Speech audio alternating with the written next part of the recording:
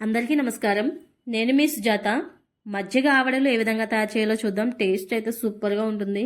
మజ్జిగ ఆవడ స్మూత్గా జ్యూసీగా సాఫ్ట్గా రావాలంటే మంచి మంచి చిట్కాలతో మనం గారెలు వేసేటప్పుడు ఈ గారె అనేది అసలు ఆయిల్ పీల్చకుండా ఉండాలంటే పిండి అనేది ఏ విధంగా రుబ్బాలి మంచి మంచి చిట్కాలతో మీ ముందుకు వచ్చాను ఈరోజు.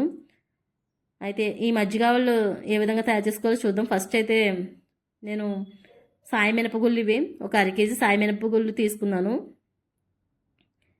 మీకు మామూలు మినపప్పు అయినా పర్వాలేదు, పొట్టుతో ఉన్నది. టైం లేని వాళ్ళు అయితే ఇలా దీంతో వేసుకోండి. మొత్తం నేనైతే అరకేజీ సాయి మినపగుళ్ళు తీసుకుని వీటిని ఒక 5 గంటలు నానబెట్టాను. 5 నుంచి 6 గంటలు నానబెడితే మనకి పిండి అనేది మంచి ఇలా మెత్తగా రుబ్బుకోవాలి. చూసారా, నేను చూపించిన మామూలుగా వాటర్ అయితే ఎక్కువ వేయకండి. నేను ఒక 50 ml వాటర్ వేసాను. మనకి పిండి ఇలా స్మూత్గా సాఫ్ట్గా ఉండాలి.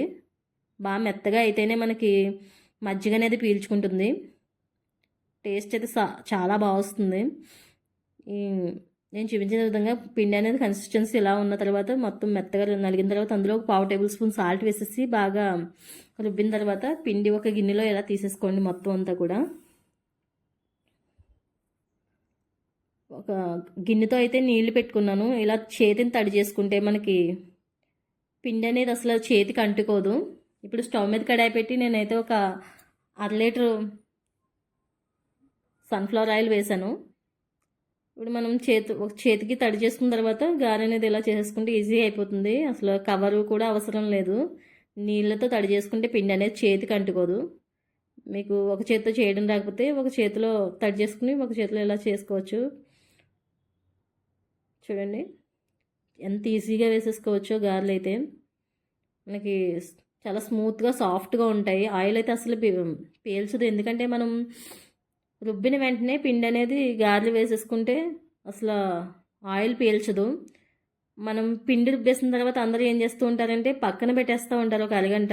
అలా అరగంట పక్కన పెడితే మీకు ఆయిల్ పీల్చేస్తుంది. మీకు ఒకవేళ టైం లేకపోతే రుబ్బేసుకుని ఇలా ఫ్రిడ్జ్లో స్టోర్ చేసుకుని వెంటనే ఒక అరగంట తర్వాత వేసుకున్నా ఏమీ పాడవదు, ఆయిల్ పీల్చదు.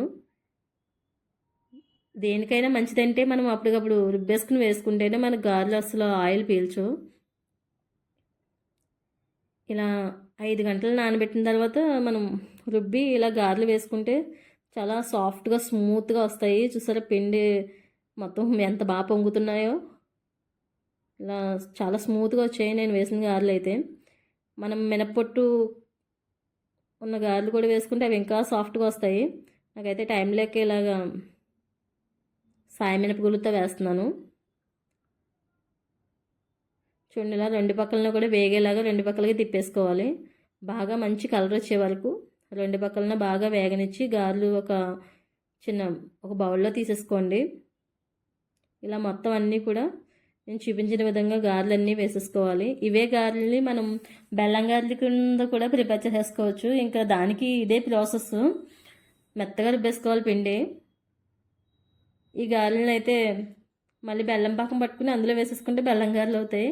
వీటిని నేను మజ్జిగ జార్ కింద పెట్టి అందులో వేస్తాను. ఇవి అప్పుడు మనకి మజ్జిగ ఆవడలు అంటారు. ఇవైతే చాలా టేస్టీగా ఉంటాయి. పిల్లలు పెద్దలు అందరూ కూడా బాగా ఇష్టపడతారు. మనం వట్టి నోటిని తినేసినా కూడా టేస్టీగా ఉంటాయి. మనం ఒక చట్నీ ముంచుకుని తిన్నా కూడా సూపర్గా ఉంటాయి. ఇలా టిఫిన్ కింద కూడా వేసేసుకోవచ్చు. వీటిని చాలా స్మూత్గా సాఫ్ట్గా వస్తాయి. పిండి అనేది బాగా మెత్తగా రుబ్బాలి. మనం రుబ్బిన వెంటనే వేసేసుకోవాలి. అప్పుడు అసలు ఆయిల్ అనేది పీల్చుతూ మనం ఒక 1/2 లీటర్ ఆయిల్ అయితే సరిపోతుంది. నేనైతే 1/2 లీటర్ తీసుకున్నాను కానీ అంత అవసరం ఉండదు. ఎందుకంటే అసలు ఆయిలే పీల్చదు. మనం వేసిన ఎంత ఆయిల్ ఉంటుందో అంత ఆయిల్ ఉండిపోతుంది. అలాగా అంత బాగా వస్తాయి.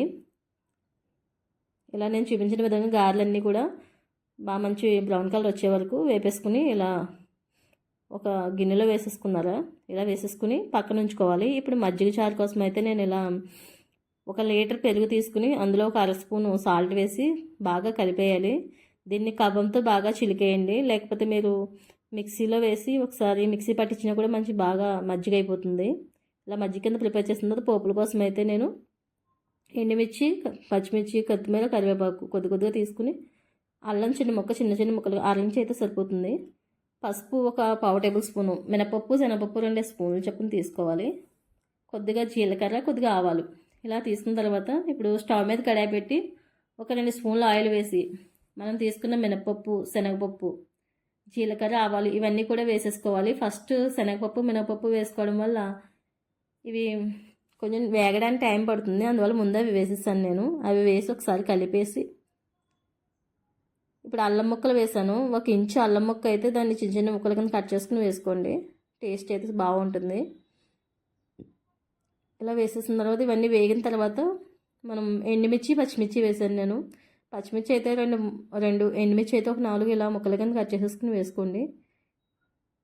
మజ్జిగ అనేది లీటర్ తీసుకోవడం వల్ల నేను అలా వేసుకుంటున్నాను. ఇప్పుడు ఇందులో 1/2 టేబుల్ స్పూన్ పసుపు వేసుకుని ఇదంతా బాగా వేగనివ్వాలి. మనం కొత్తిమీర, కరివేపాకు అనేది లాస్ట్లో వేసుకుంటే సరిపోతుంది. 1 లీటర్ పెరుగుకి 1 అర లీటర్ వాటర్ వేసుకుని కలిపేసుకుని పక్కన ఉంచుకోవాలి. అది మజ్జిగ అనేది చేసుకోవడానికి కొంచెం వాటర్ కలిపితేనే బాగుంటుంది. సరే, పోపు అనేది ఈ విధంగా నేను వేపిన విధంగా బాగా వేగనివ్వాలి, ఇంకా కొంచెం వేగాలి. ఇలా వేగిన తర్వాత ఈ కరివేపాకు, కొత్తిమీర వేసేసి ఒకసారి బాగా కలపండి. ఇది బాగా వేగాలి. మనకి కొత్తిమీర, కరివేపాకు తొందరగానే వేగిపోతుంది, టైం అయితే ఎక్కువ తీసుకోదు. ఇలా వేగిన తర్వాత ఒకసారి దింపేసి పక్కన ఉంచుకోండి. చల్లారిన తర్వాత పోపు అనేది మనం ఇప్పుడు మజ్జిగ చేసుకుందాం కదా, 1 లీటర్ పెరుగులో 1 అర లీటర్ వాటర్ అయితే వేసి కలిపేసాను నేను. ఇలా బాగా చూసాను. వేసిన తర్వాత ఈ పోపు అంతా కూడా చల్లారిన తర్వాత ఈ మజ్జిగలో వేసేసుకుని ఒకసారి బాగా కలపాలి. మనం ఈ విధంగా మజ్జిగ చారు అనేది ప్రిపేర్ చేసుకుని పక్కన ఉంచుకున్న తర్వాత ఇప్పుడు మనం ఆల్రెడీ వేసుకున్న గారెలు ఉన్నాయి కదా, ఈ గారెలన్నిటిలోని ఈ మజ్జిగ చారు అంతా కూడా వేసేసుకోండి. ఇలా వేసేసి ఒక 2 నుంచి 3 గంటల పక్కన ఉంచితే మొత్తం ఈ మజ్జిగ అంతా కూడా గారెలు బాగా పీల్చి మంచి స్మూత్గా, సాఫ్ట్గా అవుతాయి. మనం ఈవినింగ్ టైంలో కావాలితే నైట్ తినాలనుకునే వాళ్ళు ఒక 2-3 గంటల ముందు ఇలా మజ్జిగలో వేసేసుకొని చాలా స్మూత్గా, సాఫ్ట్గా వస్తాయి గారెలు అయితే. నా వీడియో కనుక మీకు నచ్చినట్లయితే లైక్ చేయండి, షేర్ చేయండి.